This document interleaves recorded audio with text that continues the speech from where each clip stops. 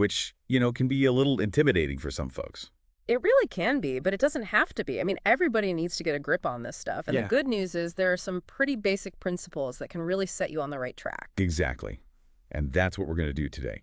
We're diving deep into a video called Personal Finance Basics: 6 Tips for Financial Freedom in 2024. Hmm. It's a good one. It covers a lot of ground. So we're going to unpack each tip, talk about why it matters, and how you can actually apply it to your own life. Sounds like a plan. Let's do it. Okay, so tip number 1 is all about budgeting. And the video talks about the 50-30-20 rule. Hmm. You heard of this one? Oh, yeah, 50-30-20. It's a classic for a reason. It's a pretty simple framework. But, sometimes simple is best. Right. So break it down for us. What's the 50-30-20 all about? Okay, so basically you take your after-tax income and you divide it up like this. 50% goes to your needs, the essentials like rent, groceries, utilities, transportation, that kind of thing. Like you got to keep the lights on. Got to eat. Yeah. Right. 50% to needs. Got it. What about the other half? So then 30% goes towards your wants, things you enjoy but could technically live without, like dining out, entertainment, travel, hobbies, things that bring you joy. All right, so that's the fun money, the stuff that makes life a little sweeter. Makes sense. Yeah. Okay, so that's 80%. What about the last 20%? That, my friend, is where the real magic happens. That 20% is dedicated to savings and debt repayment. This is how you build your financial future. Pay yourself first. That's the key. That's a good point. And it's something a lot of people struggle with, right? Putting that money aside before you even have a chance to spend it, it's discipline. It is, but trust me, it's worth it. That 20% is going to be your best friend down the road. Now, the video makes it clear that this 50-30-20 rule, it's more of a guideline than a hard and fast rule, right? Absolutely. It's a great starting point, but you got to be flexible, Adjust it to fit your own circumstances. Maybe your rent is super high, so maybe you need to tweak those percentages a bit. Yeah, if you live in a big city or something. Yeah. Right? Your needs might be way more than 50%. And maybe you're really trying to aggressively pay down debt. So you might want to bump up that 20%. Exactly. It's all about finding what works for you and your budget. What matters most is having a plan and tracking your spending so you know where your money is going.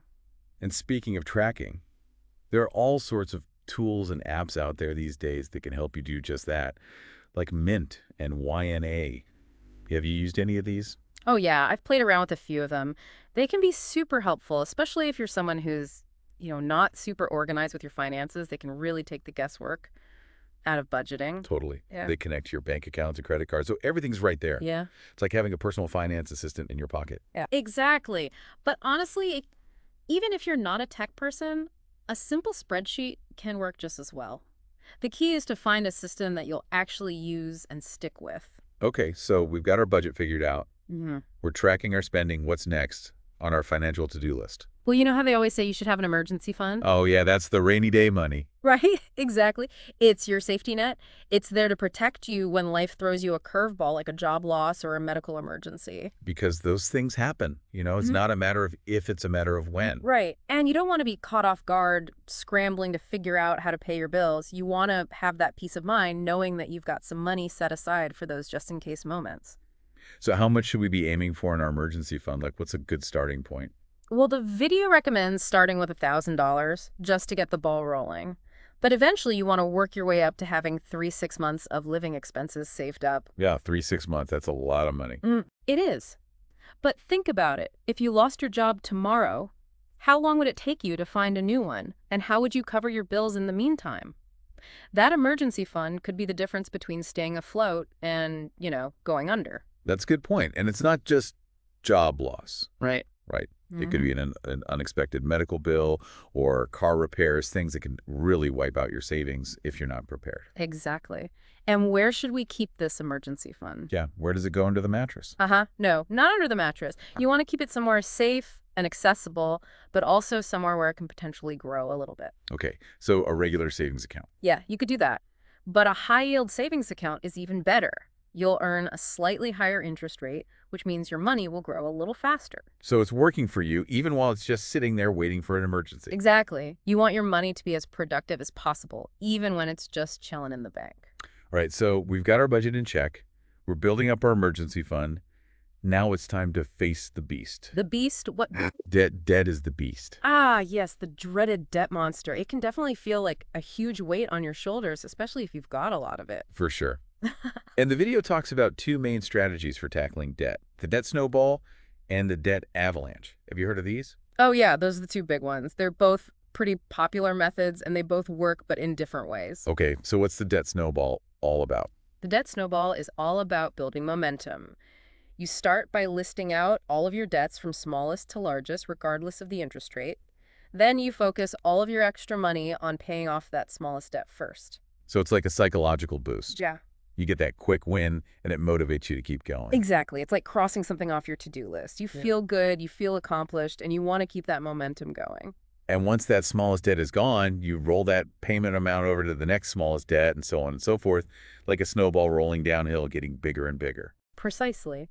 And the idea is that as you pay off more and more debts, you'll have more and more money freed up to throw at the remaining ones until eventually you're debt-free. I like it. It's a simple concept, but it makes a lot of sense, especially if you're someone who needs that extra motivation, that sense of progress to stay on track. Absolutely.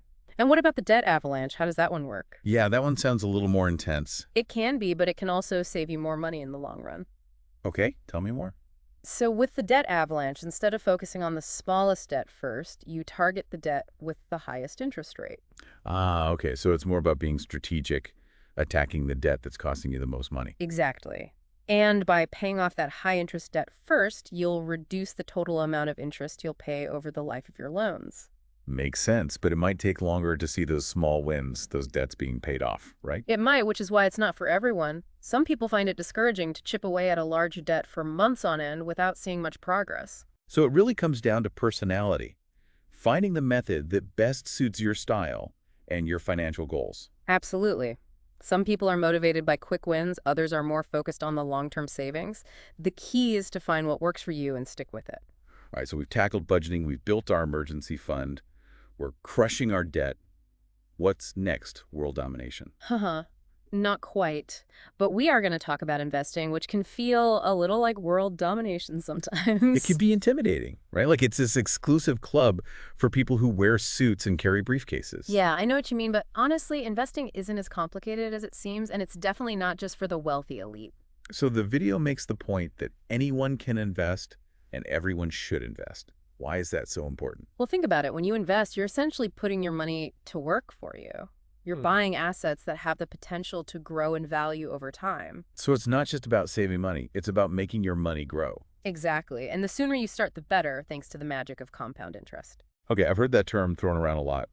Compound interest, Ah. what is it and why is it so magical? Imagine you invest $100 and it earns 10% interest. After 1 year, you'll have $110. But the next year, you'll earn interest on that $110, not just the original $100. So you'll earn $11 in interest, bringing your total to $121. Okay, so it's interest on top of interest. Exactly. And over time, that can really add up, especially if you're investing consistently. Even small amounts can grow into significant sums over the long term.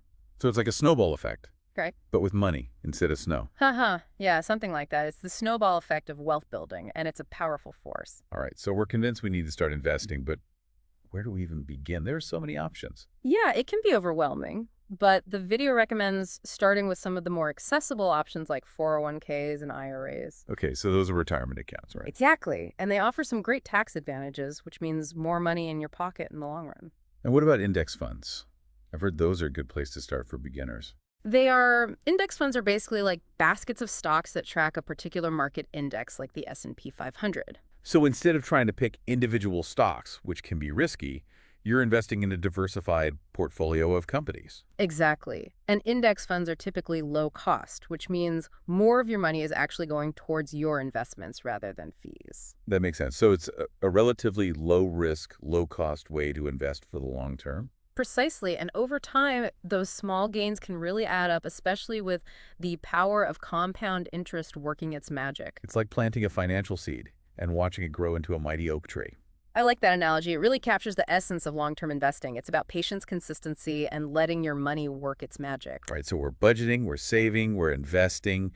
What else do we need to know to become financial wizards? Well, you know, those 3 digits that can make or break your financial life. You're talking about credit scores. Bingo! Your credit score is like your financial GPA. It tells lenders how responsible you are with money. So the higher your score, the better. Exactly. A good credit score can open doors to lower interest rates on loans and credit cards, which can save you a ton of money over time. And a bad credit score can make things a lot harder, right? Definitely, it can make it difficult to get approved for loans, rent an apartment, or even get a job in some cases. Wow. So it really pays to keep that credit score in good shape. But how do we do that? Well, the video highlights a couple of key factors. Hmm. Paying your bills on time is crucial. It shows lenders that you're reliable. So no late payments. Got it. What else? Keeping your credit utilization low is also important. Credit utilization is basically how much of your available credit you're using. So if I have a credit card with a $10,000 limit and I'm carrying a $5,000 balance, my credit utilization is 50%. Exactly, and you want to keep that number as low as possible, ideally below 30%. It shows lenders that you're not maxing out your cards and you're managing your debt responsibly. So it's like a pie chart. You want most of that pie to be empty. Haha. Yeah, I like that analogy. It's a good way to visualize it. You want to show lenders that you have plenty of room on your credit cards, that you're not living on the edge. Okay, so pay your bills on time, keep your credit utilization low.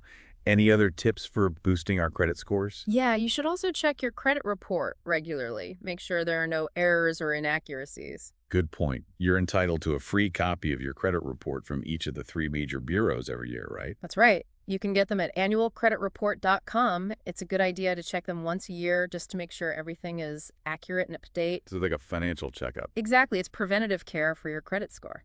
All right, so we've covered a lot of ground here, but there's one more important topic we need to touch on. And that's insurance. Yes, insurance, because life is unpredictable, and sometimes bad things happen. And when those bad things happen, you don't want to be caught unprepared financially speaking. Right, insurance is all about protecting yourself and your loved ones from the unexpected. Exactly. It's about transferring risk from yourself to an insurance company for a relatively small premium. So what kind of insurance do we need? Well, the video mentions a few key types: health insurance, auto insurance, home insurance, and life insurance. Okay, let's break those down, starting with health insurance. Health insurance is crucial. It protects you from the potentially devastating costs of medical bills, Mhm. hospital stays, surgeries, prescriptions, all that stuff. Yeah, healthcare can be expensive, especially in the U.S. It can be. And without health insurance, a single medical emergency could wipe out your savings and put you in serious debt.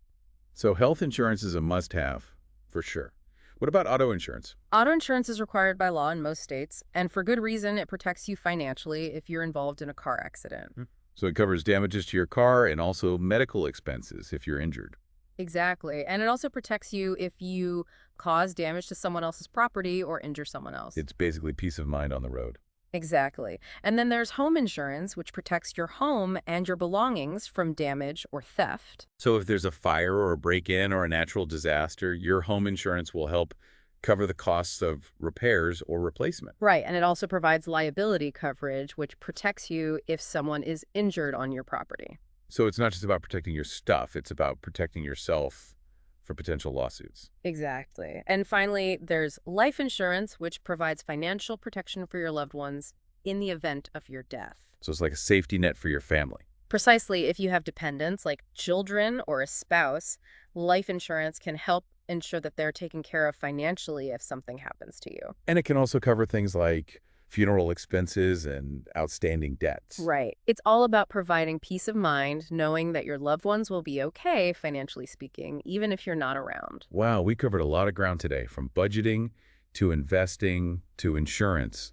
It's like a crash course in personal finance. It is, but it's all important stuff. And the more you know, the better equipped you'll be to make smart financial decisions. Absolutely. And the video ends with a bonus tip, which I think is really important. Never stop learning.